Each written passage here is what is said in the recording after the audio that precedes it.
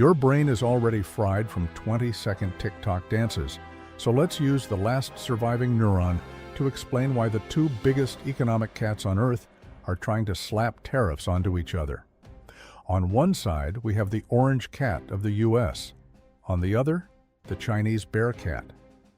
And they have discovered the most sophisticated weapon in human history, making things more expensive. Sounds like a joke. But that's basically how a trade war works. The United States puts a tariff on Chinese goods. The tariff makes those imports more expensive. American companies importing those goods have to deal with the higher cost. And then, surprise, surprise, that cost can show up in the price you pay at the store. So Washington announces, "We're making China pay." And the average cat looks at the price tag and goes, "Then why the hell am I paying more?" Welcome to economics, little animal. The U.S. China Trade War didn't start yesterday. It became a major confrontation in 2018 when Trump's first administration imposed tariffs on large amounts of Chinese imports, accusing Beijing of unfair trade practices, forced technology transfers, and intellectual property abuses. China retaliated with tariffs of its own. And ever since, the two countries have been throwing tariffs, technology restrictions, and economic threats at each other like two alley cats fighting over the same cardboard box. Except now, the fight is much more sophisticated. Because it's no longer just, "I sell stuff to you." It's, "I sell stuff to you, but I don't want to depend on you." And that changes everything. The U.S.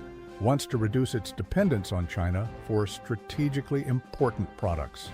Chips, batteries, solar panels, drones, critical minerals, technology, and China wants to maintain its position as one of the world's biggest manufacturing powers while keeping control over critical parts of global supply chains. It's basically a divorce where both cats are still sharing the same refrigerator. And here's the funny part. They still need each other. China sells an enormous amount of goods to the American market. The United States remains a massive market for Chinese companies, so both sides keep saying, "We don't need you," while secretly checking the other cat's phone. Now hold on, because this fight has gotten even more ridiculous. In August 2026, Washington accused more than 40 countries of helping Chinese goods evade U.S. tariffs through alternative trade routes. The accusation is that Chinese-made goods can pass through other countries, receive a new or altered country of origin designation, and then enter the United States while avoiding higher tariffs. The White House estimated that this kind of transshipment could represent between $19 billion and $26 billion a year in lost tariff revenue. AlJazeera.com, https www.aljazeera.com, Economy 2026, 8/14 inch accuses dozens of countries of helping China avoid Trump's tariffs. UTM source, chatgpt.com. In other words, the trade war has reached the point where cats are basically hiding the tags on their shirts before crossing the border. And Washington is using artificial intelligence to help figure out where products actually came from. Yes, we now have AI trying to determine whether a t-shirt is Chinese enough to get taxed. Human civilization has truly peaked, but it gets better. The U.S. government is also increasing pressure on sectors considered strategically important. In August, Trump announced new tariffs on certain drones and related components, including a 100% tariff on certain larger or thermal-equipped drones and 25% on lighter models. The measures were presented as a way to reduce American dependence on Chinese drone technology. F.com, https www.f.com, content 5CA3D60, 2C34D5E, B564-887-89189B3C, UTM source, chatgpt.com. And that tells you what this war is really about. It's not just sneakers, toys, or cheap electronics. It's about who controls the technology of the next century. Because whoever controls drones, chips, artificial intelligence, batteries, and critical minerals can gain a massive economic advantage. and potentially a military one too. That's when the trade war starts looking like a Cold War fought with Excel spreadsheets. And China isn't exactly sitting around staring at the ceiling. In July 2026, Chinese exports jumped 23.9% from a year earlier. Semiconductor exports nearly doubled. High-tech product exports grew by more than 40%. Reuters.com, https://www.reuters.com, World Asia Pacific China's July exports climb 239Y, imports up 275, 2026, Xiaowater 7 UTM source, chatgpt.com. So that wonderful plan of let's slap tariffs on China and China will simply stop selling to us isn't exactly going according to script, because China can sell to other markets, Southeast Asia, Europe, Latin America, the Middle East. And when Washington closes one door, Beijing can try opening 10 more. Yes, I'm talking to you, the tiny geopolitical genius who thinks China is just the giant factory behind your phone. This is exactly why the trade war is so difficult. Neither country is playing alone. American companies buy Chinese components. Chinese companies depend on foreign technology. Asian economies sit inside the same supply chains. Mexico, Vietnam, Malaysia, and other countries can become intermediaries, and suddenly the entire global trading system starts rearranging itself. It's like two cats start a fight, and then discover the entire house is connected to the same Wi-Fi router. Every punch knocks the internet offline for the neighbors, and before your fried little brain shuts down, hit like and follow Paws of War. Done. Now we can go back to economic destruction, because there's one question that always appears whenever somebody starts screaming, tariffs. Who actually pays? And here's the part politicians conveniently leave blurry. A tariff is a tax on an imported product. The foreign producer can absorb some of the cost. The importing company can absorb some, but the cost can also travel through the supply chain and eventually show up through higher prices, higher business costs, or inflation. The Tax Foundation estimates that the tariffs in effect in 2026 represent an average annual tax increase of roughly $900 per U.S. household.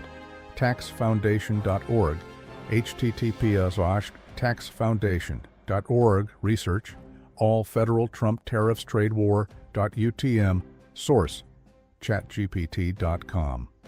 So when the politician says, we're making China pay, the healthiest response is, okay, who exactly is holding the receipt? Because that's the trick. A tariff is incredibly easy to announce. It's a nice percentage, 20%, 50%, 100%. It looks like a magic button, but economics doesn't work like a video game. You don't press tariff plus 50% and magically spawn a brand new American factory. You need workers, investment, infrastructure, energy, technology, suppliers, capital, and time. A lot of time. Meanwhile, companies are trying to figure out whether it's cheaper to manufacture in the United States, Mexico, Vietnam, India, or just keep buying from China and pray the next executive order doesn't change everything again. Because that's another major weapon in this war. Uncertainty. A company can survive a high tax. What it hates is not knowing what the tax will be 6 months from now. You can build a billion-dollar factory. But you can't rebuild the factory every time Washington changes the rules. And Beijing knows that. Washington knows that. Wall Street knows that. Your cat probably knows that. You're still wondering why your charging cable costs $11 more. And here's another delicious detail. The more the United States tries to reduce dependence on China, the more companies have to reorganize their supply chains. The more China tries to strengthen domestic production, the more it tries to develop its own technologies. So the trade war is starting to create exactly what both sides claim they want. 2 more separate economic systems, less dependence, more domestic production, more economic blocks, more protectionism, more technology controls, and less of that old idea. Let's make everything wherever it's cheapest and sell it everywhere. Globalization is discovering that the world can also be a backyard divided by fences, and those fences keep getting taller. There's just one difference between a military war and a trade war. In a military war, you hear the explosion. In a trade war, you notice when the product costs $37 instead of $19. It doesn't feel like war. It just feels like a terrible shopping trip, until you multiply that across millions of people and thousands of companies. Then the joke turns into industrial policy, jobs, inflation, supply chains, technology, national security, and global power. At the end of the day, the U.S. and China aren't really fighting over one tariff. They're fighting over who gets more control over the economy of the future. The orange cat of the U.S. wants factories back home. The Chinese bear cat wants to prove it can keep manufacturing and selling even when Washington tries to slam the door shut. And in the middle are companies trying to survive the rules and consumers trying to figure out why the shopping cart suddenly feels like a robbery. So forget the fantasy that there's one obvious winner here. If the United States successfully rebuilds strategic industries, it could gain manufacturing capacity, jobs, and greater independence. If China keeps expanding its industrial and technological power, it could gain even more global influence. But if both sides push too far, everybody gets the bill. Because when the two biggest cats in the backyard start tearing pieces out of the same global trading network, it's not just the other cat that feels it. The shelf feels it. The factory feels it. The stock market feels it. The consumer feels it. And eventually, even the cat food feels it. That's the problem with trade wars. You start with one tariff, then comes retaliation, then a technology restriction, then another tariff. Then a factory moves, then prices rise. Then some politician points at the higher price and blames the other cat. And eventually you realize the war was never really about who would pay the tariff. It was about who controls the cash register. And while the two biggest cats on Earth fight over the inventory, the average cat is sitting in the aisle staring at an empty shelf, not knowing which side won, only knowing the food got more expensive. Subscribe to Paws of War, you tiny geopolitical genius with the purchasing power of a houseplant. Because the next time somebody screams tariffs, don't celebrate yet. Ask one question first. Who's sending the bill? And then ask the question that really matters. Who's paying it?